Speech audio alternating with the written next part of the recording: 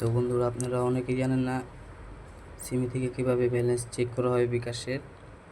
তাই সিমি যাবেন, যে *247# যে কোডটি ডায়াল করবেন,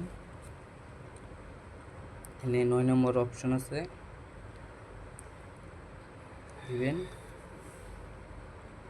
পরে একে আছে, একে দিয়ে দিবেন। তারপরে এখানে আপনার পিনটা দিবেন। আমার পিনটা আমি দিয়ে দিতেছি।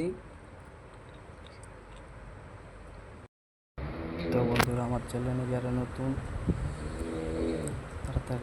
তারা চ্যানেলটি সাবস্ক্রাইব করবেন, দিয়ে দিলাম, বাজিয়ে দিবেন। তো এখানে এই যে দেখতেছেন, বিকাশে আমার 6 টাকা আছে, 6 টাকা 4 পয়সা।